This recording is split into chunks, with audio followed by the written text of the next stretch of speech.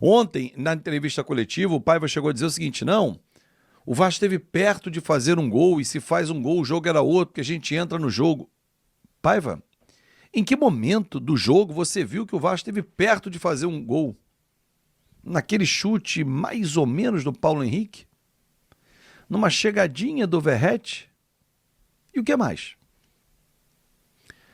Se o Botafogo não tira o pé ontem, e eles tiraram o pé, e a gente tem que agradecer ao Botafogo, que está empenhado em ser campeão brasileiro, 6 pontos à frente do Palmeiras, e vai ser campeão brasileiro, da Libertadores, tem um baita elenco. O Vasco tomaria uma nova sacolada no campeonato. Ah, Fábio, mas há uma diferença muito grande tecnicamente entre as equipes, verdade. Só que a diferença técnica, ela precisa ter uma redução num quesito chamado vontade/organização. O Vasco não teve vontade e muito menos organização para enfrentar um time que é muito superior a ele hoje em dia. O time que já está montado há 2 anos, ano passado brigou para ser campeão, acabou não sendo, e reforçou e muito bem para essa temporada, ele sobra no futebol sul-americano, não mais brasileiro. Já foi além da nossa fronteira.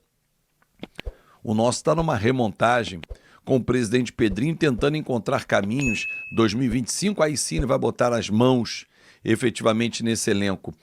Mas em nenhum momento nós assustamos o goleiro John do Botafogo. Em nenhum momento ele passou apuros. Já a defesa do Vasco, meu Deus do céu.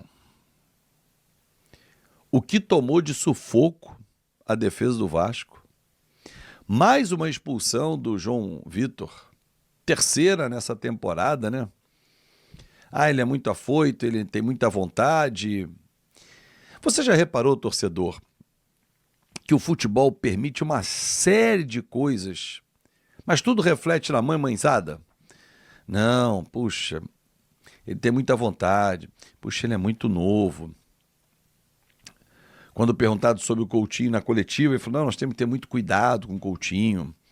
O Coutinho é um cara que já teve uma carreira, muitas lesões. Engraçado, né?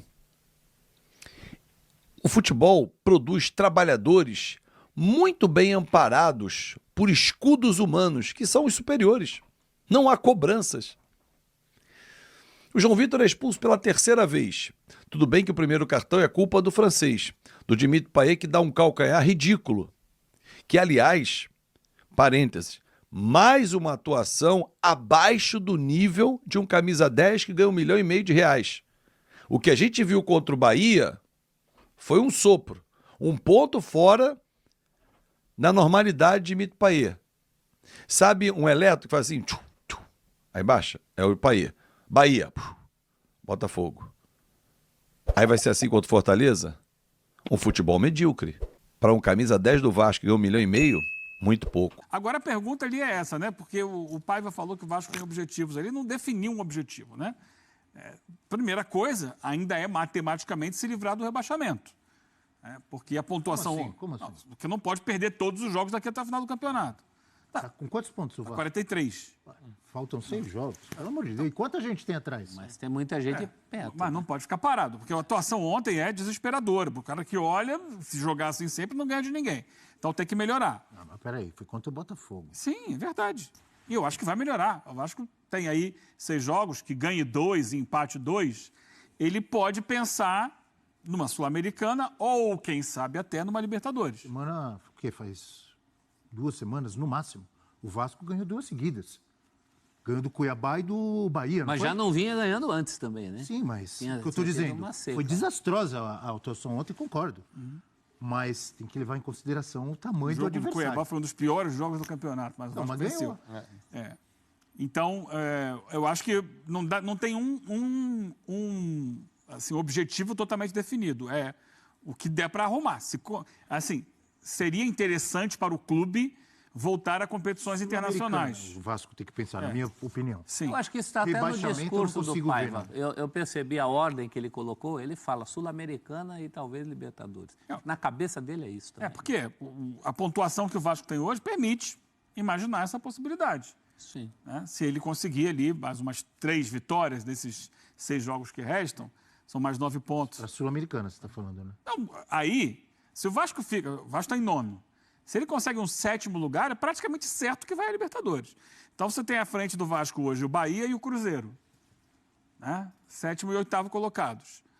Bahia não vive um bom momento. Cruzeiro no Campeonato Brasileiro também não vive um bom momento. Deu uma parada, deu uma estagnada. Se o Vasco conseguir pontuar alguma coisa, se ele não for ultrapassado por aqueles que vêm de trás crescendo, Isso é possível ele pode mesmo. pensar um 7º Porque lugar. são 3 pontos só para o Bahia e 1 ponto para o Cruzeiro. Então, um 7º, 8º, o 8º não sei, o 9º talvez, mas um 7º lugar vai levar a Libertadores. Porque você tem clubes que vão necessariamente ganhar outras competições paralelas, né? Ou o Flamengo ou o Atlético ganham a Copa do Brasil. Se o Flamengo ganhar, o Atlético está atrás, mas o Atlético ainda pode passar no Brasileiro. Se o Flamengo ganhar, já abre mais uma vaga. Se o Galo ganhar a Copa do Brasil, acho que não muda nada, né? Porque o Galo está em 10º. Mas se o Galo ganhar a Copa do Brasil e Libertadores, ele abre mais uma vaga. Ah, sim.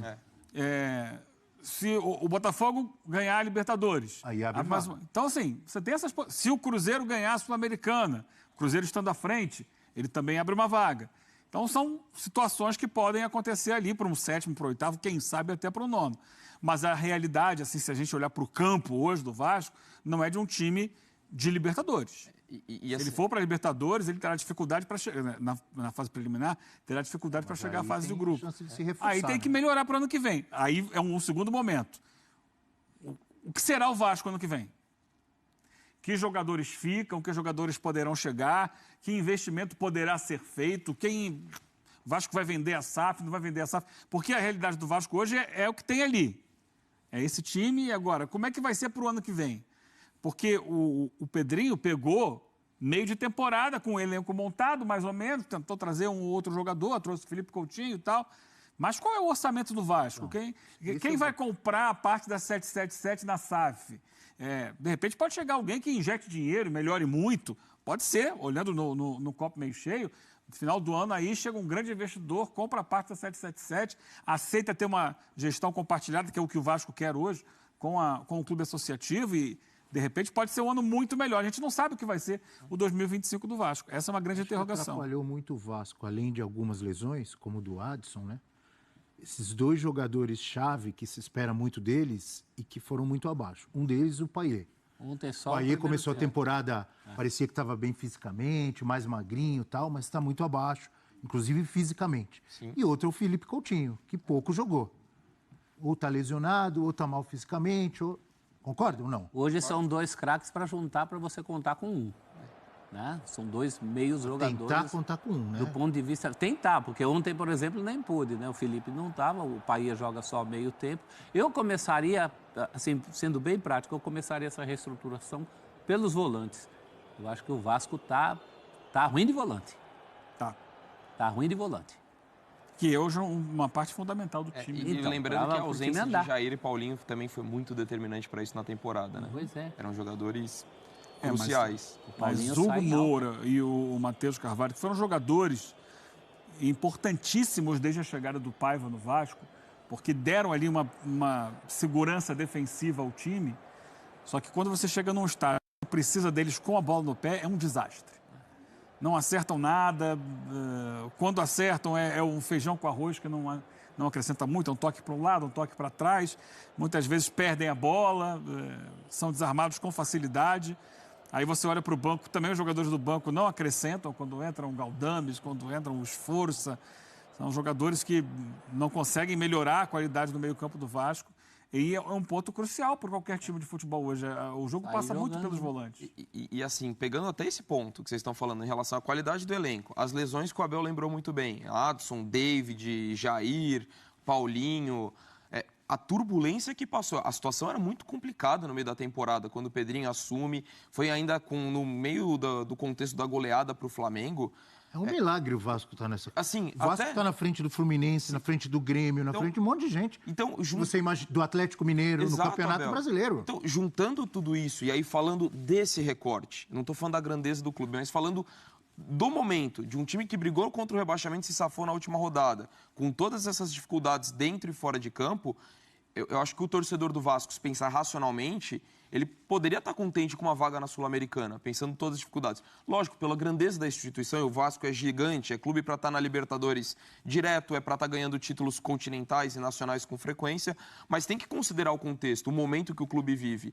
E até, de repente, pensando numa perspectiva de um clube que não ganha mais de uma década um título continental ou nacional, a Sul-Americana poderia ser interessante, porque com esses reforços, dependendo de como vai ser, o Vasco entraria como um candidato ao título. Hoje... E uma readaptação aos torneios internacionais. Exato. Porque muitos clubes fazem esse caminho, né? Eles primeiro na Sul-Americana, vão galgando ali, vão crescendo na Sul-Americana, para que depois passem a Libertadores com uma condição melhor, né? De tentar ser mais competitivo. Exato, até porque hoje você pensar o investimento que o Vasco faria para ser um candidato a título da Libertadores, precisaria ser uma mudança muito drástica e muito rápida. Então, assim, eu acho que pensando até gradativamente, e mais uma vez reforçando todo o respeito e a grandeza que é o Vasco, mas acho que tem que entender o contexto. Em termos de projeto, né? Exato, acho que esse é o caminho. Mais racional, o caminho seria ir sedimentando, crescendo aos poucos. Mas lógico que você entende o torcedor que viu o semifinal de Copa do Brasil e bate a frustração em que é Libertadores. E daqui a pouco... Torcedor vascaíno, prestem muita atenção nessa bomba que eu vou falar agora. É uma pena, mas informações lá de dentro do Vasco dão conta que o Rafael Paiva não está aguentando a pressão e pode rescindir o contrato com o Vasco a qualquer momento, coisa que eu acho assim, uma grande, né, de uma sacanagem com o treinador, né? Assim, ele não é o culpado. A gente viu o Vasco ontem, foi engolido pelo Botafogo. O Vasco não tem qualidade. Foi uma coisa assim absurda. A diferença do Botafogo para o Vasco é uma coisa absurda, é uma coisa gigantesca, não tem como. Se o Vasco fosse para a final da Copa do Brasil, seria uma grande sorte. Seria uma grande sorte, porque o Vasco, com o time do Vasco, com esses jogadores, não tem como. Não dá. É um time que não compete, é um time sem ideias, é um time sem raça, é um time já entregue, já para sorte do torcedor vascaíno, que o Vasco tá bem no Campeonato Brasileiro. Então, assim, vamos ver o que vai acontecer na próxima temporada. Fontes estão dando conta que o Rafael Paiva pode sair do cargo do Vasco a qualquer momento. É uma grande pena.